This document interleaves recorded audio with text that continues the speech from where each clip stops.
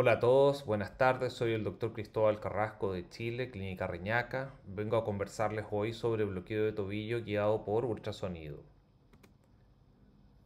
En el año 68, el doctor Gardner, luego de una recopilación de un trabajo de muchos años, logró presentar este trabajo anatómico en el cual él demostró que tanto el nervio tibial como el peroneo profundo son nervios que tienen una relevancia en cuanto a su representatividad a nivel óseo, por lo tanto son los nervios principales del punto de vista óseo para el pie.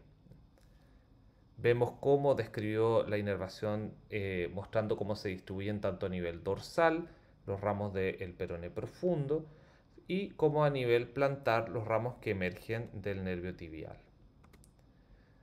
Observamos este corte axial de resonancia donde vemos cómo se distribuyen los elementos nerviosos y vasculares alrededor de este corte y podemos concluir que típicamente el bloqueo de tobillo involucra 5 nervios, los cuales 4 son ramos del plexo sacro y el nervio safeno. Estudios cadavéricos han demostrado que el nervio safeno inerva el periósteo de la tibia distal y la cápsula talocrural, lo que lo hace necesario para cirugía mayor de tobillo, pero no así para la cirugía de antepié, dado que el territorio sensitivo de este se extiende hasta la mitad del pie y típicamente no traspasa la cabeza del primer metatarsiano. Es bastante limitado además su territorio y es variable, siendo innecesario en el 97% de los pacientes de acuerdo a lo descrito por López et al. En las etiquetas observamos cómo se distribuyen los nervios. Tenemos el peroneo profundo, el nervio safeno, el peroneo superficial, el nervio tibial y el nervio sural en relación con el tendón aquiliano. Luego observamos cómo los tendones que van a tener cierta relevancia desde el punto de vista landmark referenciales para ultrasonido se distribuyen de la manera que aparecen acá en la imagen. La representación cutánea de los nervios involucrados transcurre además tal como presenta la imagen, siendo el peroneo superficial el nervio que abarca mayor territorio sensitivo cutáneo, complementado con otros nervios a nivel dorsal, es decir, los que observamos aquí, ¿verdad? Los plantares, el calcáneo y el sural. Y fíjense cómo el nervio safeno tiene una relevancia en el maleolo medial, pero distal al maleolo su avance normalmente no supera la cabeza del primer metatarsiano. A nivel plantar, la sensibilidad cutánea está abarcada principalmente por ramos que son del nervio tibial, los ramos plantares y los ramos calcáneos y una parte por el nervio sural. Pero sin embargo, a nivel óseo, observamos cómo el nervio peroneo profundo, que tiene una pequeña representatividad cutánea, toma una gran relevancia del punto de vista óseo del pie a nivel dorsal, y el nervio tibial tiene una importantísima relevancia, que lo observamos pintado en verde, y observamos cómo se distribuye ampliamente por la cara plantar del pie. El bloqueo de tobillo tiene indicaciones que son bastante específicas. Típicamente se dice que está hecho para cirugías que son bajo el maleolo, cirugías específicamente del antepié y del pie, que requieren de ambulación precoz, dado que es un bloqueo que no produce bloqueo motor, es decir, permite que el paciente pueda caminar y deambular.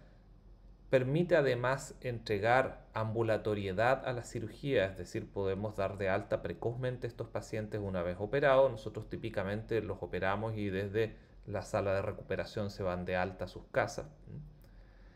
Es ideal para cirugías bilaterales, sin embargo tiene una limitante que es el requerimiento de torniquete, ya que si se requiere torniquete, nosotros normalmente lo vamos a instalar una vez proximal al maleolo, es decir, inmediatamente proximal al maleolo. Sin embargo, si se requiere instalar un torniquete a nivel del muslo, vamos a requerir una sedación profunda o vamos a requerir una anestesia espinal. Vamos a comentar sobre la técnica. Del punto de vista técnico, el bloqueo de tobillo, vamos a partir por el peroneo superficial, En esta imagen observamos cómo el peroneo superficial tiene una representatividad cutánea, que la observamos ahí en el dibujo. Anatómicamente observamos las relaciones que presenta en relación al retináculo flexor y también en relación a el maléolo. Vamos a posicionar el ultrasonido, nuestro transductor lineal, sobre el maléolo lateral, como está puesto ahí en la imagen, para poder hacernos una idea de cómo es la relación del nervio con respecto a las estructuras óseas, típicamente con respecto al peroneo o fíbula. Nuevamente volvemos a nuestro corte de axial de resonancia. Observen la relación que tiene la tibia con el peroné. En el corte que vemos de preparado cadavérico, observamos cómo el nervio peroneo superficial está indicado con una flecha amarilla, se encuentra inmediatamente por debajo de la fascia crural. Observamos los músculos, el peroneo brevis y el extensor digital largo, y un tabique facial entre ambos músculos, que es típicamente donde nosotros vamos a lograr localizar el nervio, y el cual se encuentra en la esquina superoanterior de la sombra acústica que emite el peroneo. Aquí en esta imagen observamos cómo está indicada la fascia crural. Bajo esta, apuntado con la flecha amarilla, se encuentra el nervio peroneo superficial. Inmediatamente en la esquina anterior y superior de el peroné, observamos cómo están marcados los músculos, el extensor digital largo, el peroneo corto. Y es ahí donde nosotros vamos a ir a posicionar nuestra aguja, de manera de pasar la fascia crural y poder infiltrar el volumen de anestésico local, que típicamente pueden ser 3 a 5 mililitros. El peroneo superficial, cuando nosotros lo podemos tratar de identificar un poco más hacia distal, va a despegarse de el peroné, como lo observamos ahí. Si se fijan, en este caso el nervio queda por sobre la fascia crural y se ve un poquito más grande y más detallado, y sobre todo se ve esta imagen que es típica de los nervios en panal de abeja. Este puede ser un bastante buen lugar para poder identificarlo y bloquearlo, es decir, tratemos de hacer un trazado del nervio, hacer un escaneo del nervio, de manera de poder bloquearlo en el lugar donde mejor se observe. Para bloquear el peroneo profundo, observamos aquí en la imagen la representatividad cutánea que tiene entre el primer y segundo ortejo. Vamos a identificar los tendones del extensor largo del pulgar y el extensor largo de los dedos. Bajo esto vamos a encontrar estructuras vasculares y nerviosas. Inmediatamente por sobre el astrágalo vamos a tener la sombra acústica del astrágalo. Vamos a identificar las estructuras que estamos buscando. Cuando retiramos todas las estructuras musculares, vemos cómo se ve la arteria, cómo se ve el nervio peroneo profundo y cómo se ve la vena. En esta imagen observamos cómo la sombra acústica del astrágalo observamos una estructura refringente. Sobre esta está montada la arteria tibial anterior. Tenemos los tendones del extensor digital largo y del extensor del hallux largo, que están marcados ahí. Y en la flecha blanca estamos apuntando donde se observa el nervio. Vamos a infiltrar el volumen de anestésico local alrededor del nervio, y ahí vamos a requerir un volumen pequeño de 3 a 5 mililitros para poder realizar un bloqueo. Es muy importante el nervio peroneo profundo. Como pueden observar en la imagen, el nervio peroneo profundo tiene una gran relevancia del punto de vista óseo. Si uno pudiese decir cuál es el nervio más importante del pie, tal vez el nervio tibial es el nervio más importante del pie. Lo vamos a observar a nivel del maléolo medial, el lugar ideal para bloquearlo es sobre este, dado que una vez bajo el maléolo medial va a dar sus ramos plantares y sus ramos calcáneos. Por lo tanto, la idea es tratar de encontrarlo antes de que estos ramos hayan sido entregados. Como observamos en la imagen en verde, podemos ver qué tan relevante puede llegar a ser nuestro nervio tibial.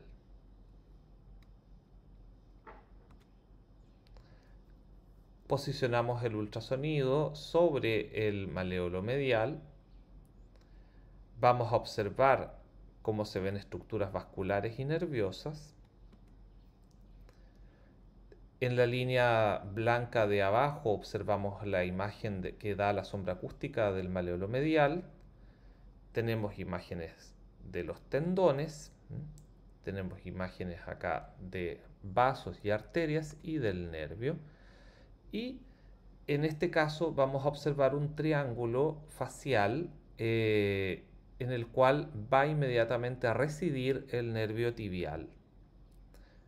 Es de mucha relevancia identificar esto, ya que el bloqueo debe ser realizado por debajo de la fascia, pero con la precaución de no contactar el nervio, dado de que existe siempre la posibilidad de producir un daño sobre el nervio al inyectar en él.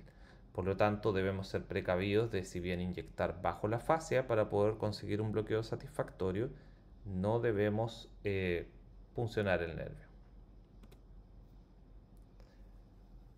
Para poder realizar el bloqueo del nervio sural, nos vamos a ir hacia el maléolo lateral. Vamos a posicionar el transductor de la manera en que está dispuesta en la imagen y vamos a tener la precaución de tratar de identificar el tendón aquiliano, el que vamos a observar inmediatamente acá en azul. Vamos a ver la vena safena externa y vamos a ver inmediatamente marcado en blanco el nervio sural. El bloqueo debemos realizarlo también con la precaución de que sea realizado bajo la fascia, sin puncionar el nervio y sobre todo llenando este interespacio que hay entre el tendón y entre el tendón aquiliano, de manera de que podamos llenar completamente este espacio graso, teniendo la precaución, por supuesto, de no puncionar la vena, la cual la vamos a reconocer porque la vamos a lograr colapsar. En muchas ocasiones es necesario también adicionar un torniquete o una ligadura a nivel de la pierna, a nivel proximal, sobre el maleolo, para poder lograr ingurgitar la vena y para poder identificar bien. Ahora, basta con que también identifiquemos que vamos a tener que buscar el tendón aquiliano, el tendón del peroneo corto, del músculo peroneo corto, y vamos a tener esta imagen que se observa como si fuese la imagen de un infinito o de un 8 que está acostado, para luego poder puncionar por debajo de la fascia con las precauciones que ya les había comentado y administrar un volumen pequeño entre 3 y 5 mililitros. Como vemos, la inervación es bastante compleja, pero una vez conocida la anatomía podemos realizar un bloqueo bastante satisfactorio.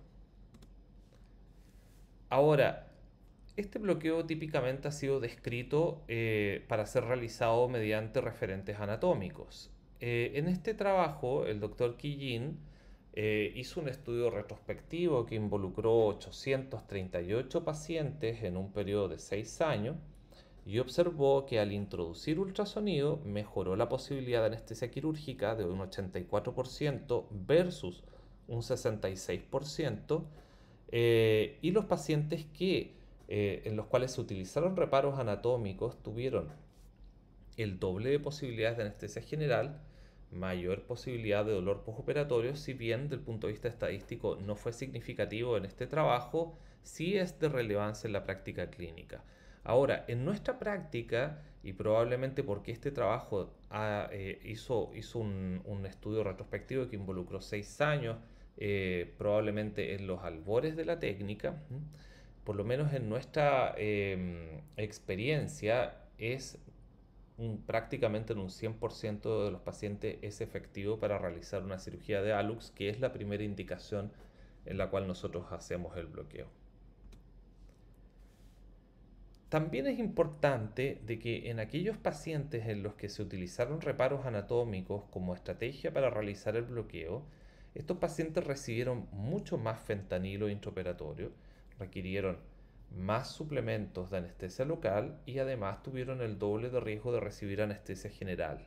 Presentaron mayor dolor en el alta, mayor dolor en recuperación y recibieron además el doble de veces más opioides que los pacientes que se realizaron con ultrasonido. En la actualidad, en nuestra experiencia, nosotros solamente sedamos con una dosis muy baja de midazolam si es que el paciente así lo solicita, pero en la mayoría de los casos no los sedamos y son dados de alta a sus casas desde la unidad de recuperación. Cuando observamos lo recomendado por las guías Prospect, el bloqueo de tobillo es recomendado como primera opción para la cirugía de hallux valgus, por supuesto asociado a otras medidas que son estrategias multimodales, dejando los opioides solamente para rescate en el periodo postoperatorio, es decir, no recomiendan la utilización de opioides intraoperatorios y nosotros tampoco lo hacemos así. Es muy relevante la ergonomía, la posición del ecógrafo debe estar siempre alineada con la vista. Uno debe tener el ecógrafo directamente al frente y lo que nosotros normalmente hacemos es posicionarnos a uno de los lados del paciente de manera de tener el ecógrafo de acuerdo a los requerimientos del operador y a sus preferencias. Usamos infiltración local con aguja fina, ojalá 27G. Usamos una aguja aislada de bisel corto, típicamente de bloqueo de 50 milímetros. Las concentraciones de anestésico local no superamos el punto 25 de bupivacaína, dado el riesgo de neurotoxicidad descrito. No usamos epinefrina, dado que son bloqueos distales en nervios que son muy pequeños. La sedación es bastante importante en algunos pacientes, en específico en pacientes que son mayores o llegan muy ansiosos, pero la sedación no debe superar una dosis baja de benzodiazepina si es que es requerido. Recomendamos iniciar por el peroneo superficial, dado que los otros bloqueos son y requieren atravesar zonas cutáneas que están inervadas por el peroneo superficial. Hay que tomarse el tiempo, hay que hacerlo tranquilo. Luego de realizado el bloqueo, vamos a evaluar la necesidad de hacer un bloqueo del safeno, específicamente mediante un pinprick o mediante el uso de frío para evaluar si es que existe necesidad de safeno en el área quirúrgica, considerar adyuvantes, nosotros específicamente usamos dexametasona, y considerar cuánto esperamos que va a durar el dolor, porque si nosotros esperamos que el dolor sea muy relevante y que vaya a durar más allá de 48 horas y que no vamos a poder utilizar una técnica de rescate, preferimos dejar un catéter a nivel poplito. A diferencia de la cirugía de tobillo, para la cirugía de antepié, específicamente para la cirugía de hallux valgus, hasta un 97% de los pacientes no van a requerir el bloqueo del safeno. En nuestro caso, cuando alguno de nuestros pacientes requiere un bloqueo del safeno, preferimos que el cirujano infiltre la zona de la piel involucrada con anestesia local, intraoperatoriamente. En este trabajo de la doctora López estudiaron 100 pacientes y solamente un 3% de los pacientes presentaron un área de inervación del safeno que llegaba hasta la cabeza del primer metatarsiano o que alcanzaba el área de la incisión. Es bastante bajo. También destaca que en este trabajo lograron anestesia quirúrgica en un 100% de los casos dentro de 10 minutos de bloqueado cada uno de los nervios sin suplementación y sin sedación de ningún tipo. Por otro lado, la necesidad de bloquear el nervio safeno de forma más proximal es relevante cuando se requiere hacer cirugía de tobillo, dado que inerva gran parte del periósteo tibial y tiene una representación ósea en el maleolo medial, lo que es bastante relevante en este tipo de cirugía, pero no así en la cirugía del antepié. Cabe destacar también que este trabajo que estamos presentando del Dr. Bjorn es un trabajo que es randomizado contra placebo, donde ellos encontraron que era de alta relevancia en cirugía de tobillo realizar este bloqueo. Y estas cirugías fueron, ¿no es cierto?, una artroplastía total de tobillo, artrodesis subtalares, triples artrodesis, etc. Son cirugías que son proximales al maleolo, es decir, son cirugías que tal vez nosotros no haríamos con un bloqueo de tobillo.